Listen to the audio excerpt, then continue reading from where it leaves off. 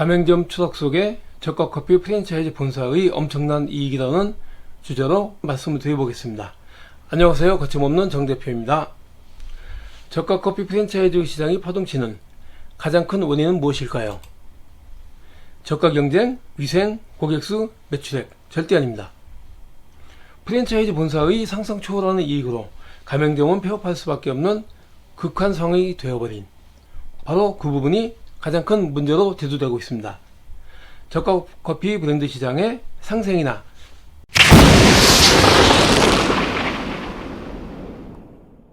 가맹점의 지속 발전이라는 단어는 쏙 빠져버린 정말 심각한 문제가 발생하고 있음을 진단, 분석해보고자 합니다. 많은 전문가들이 저가 커피 프랜차이즈 가맹점 문제를 다음에 두 가지로 크게 보고 있습니다. 첫 번째는 가맹본부 대비 수익성이 너무 낮다는 것이죠. 원가율이 엄청나고 광고비까지 부담하니 수익이 결코 나올 수 없는 구조입니다. 2022년도 메가커피 매출액은 1,700억 원, 영업이익 300억 원, 순이익은 415억 원, 무려 순이익률이 23.6%가 됩니다. 박리담회형 본사라고 하기에는 이익률이 정말 굉장합니다. 2023년도 매출액과 영업이익률은 아직까지 미공개 상태입니다. 벌써 10월인데도 말이죠. 또한 2023년도 컴포즈 커피 매출액은 880억 원, 영업이익 360억 원, 순이익은 12.5%인 110억 원입니다. 정말 어마어마한 영업이익과 순이익이 되겠습니다. 혹시 제가 자료를 잘못 본 것이 아닐까요? 공정거래위원회 자료를 몇 차례나 확인했지만 틀리지 않았음에 정말 놀랐습니다. 백다방도 살펴볼까요? 2023년도 매출액은 3,880억 원으로 영업이익 240억 원, 순이익은 190억 원으로 불과 4.9%로 보이지만은 이익률이 적은 것이 아니라 일반적인 외식이나 유통업체 본사의 평균 이익률로 나타나고 있습니다. 하나 더 살펴보면 고급 커피 전문점인 투썸플레이스의 2022년도 매출액을 보면 약 4,200억 원, 영업이익 210억 원, 영업이익률 5%로 나타나고 있습니다. 순이익은 160억 원으로 순이익률이 3.8%에 불과합니다. 투썸플레이스 역시 백다방과 유사한 순이익을 보이고 있죠.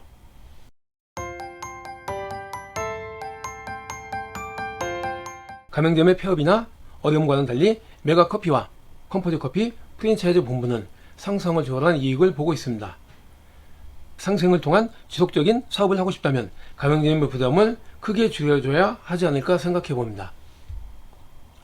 이러한 상황 속에서 가맹점주에게 광고비든 과다한 부담을 지도록 해서 영업이익을 극대화한다는 지적이 나오자 어떤 업체는 회계 기준으로 매출 계산법을 바꾸는 꼼수까지 사용하면서 영업이익률을 일부러 낮추는 일도 있었다고 합니다.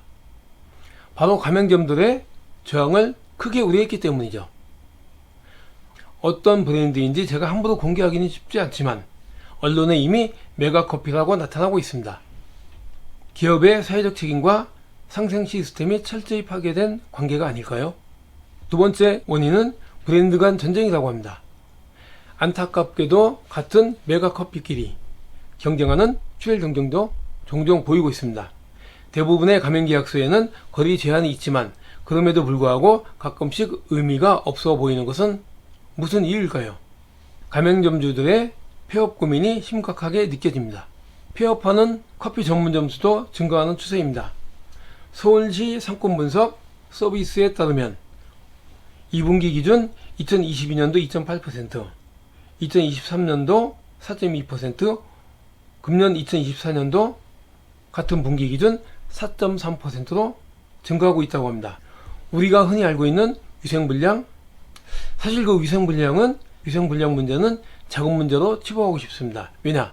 스타벅스나 투썸플레이스와 비교해서 위생불량률은 당연히 높을 수밖에 없습니다. 노동집약적인 커피업체의 한계 측면에서 본다면은 저가 커피 전문점과 고급 카페와 비교한다면 가격 대비 관리 수준이 낮은 것은 어쩌면 당연한 것이 아닐까요?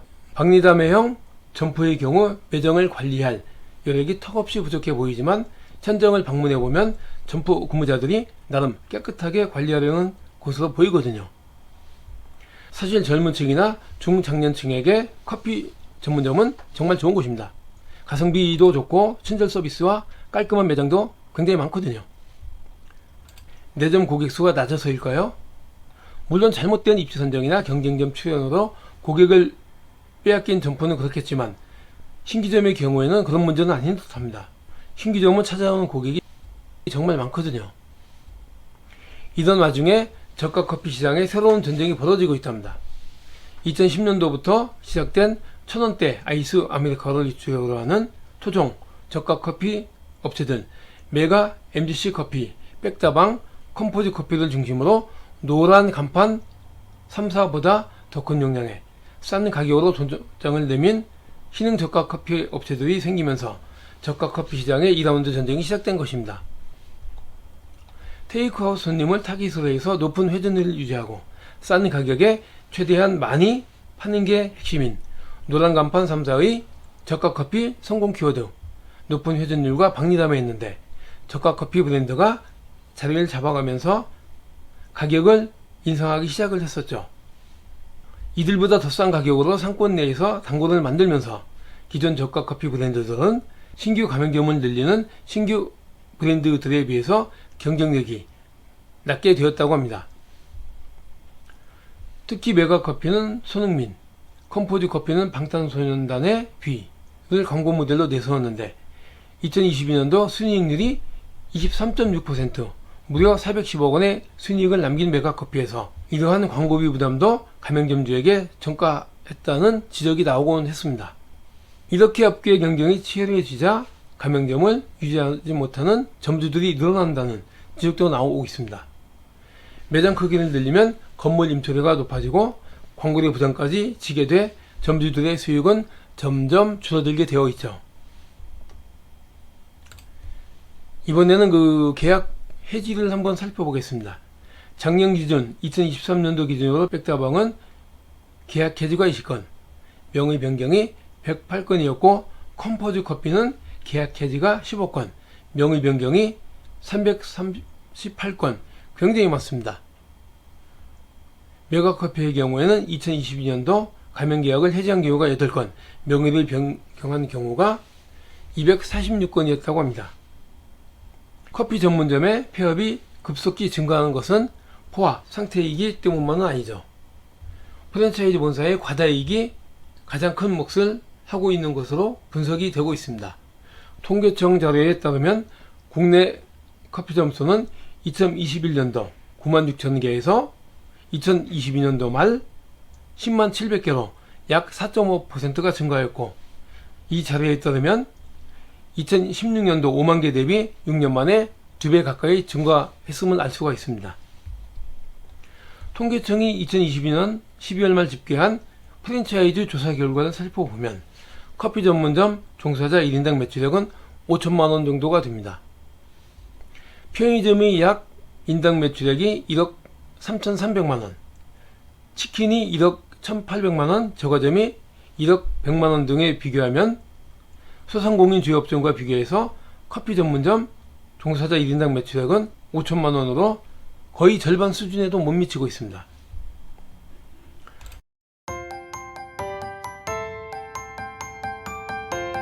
사실 외식업은 매출도 중요하지만 어느 정도의 이익률 보장을 받아야 되는데 본사의 지나친 이익으로 박리담의 형태의 저가 커피 시장의 한계가 온도 보여져서 매우 안타깝습니다. 고객은 만족, 본사도 대만족이지만 고객의 접점에 있는 가맹점은 너무도 고통스러운 것들이 눈에 보이네요. 양질 전환의 법칙인 양적 변화가 축적되면 질적으로 변화한다 라는 개념을 커피 시장에 대비해 본다면 이제는 커피 시장의 성숙기로서 커피 프랜차이즈 본사가 자초한 극포화 상태가 지나면서 브랜드 개성이 강한 스페셜 커피 시장이 성장 잠재력이 높을 것으로도 생각이 됩니다. 끝까지 시청해 주신 분들께 감사드리며 상승할 수 있는 프랜차이즈 본사가 되기를 바라며 이 영상이 도움이 됐다면 구독, 좋아요를 부탁드립니다.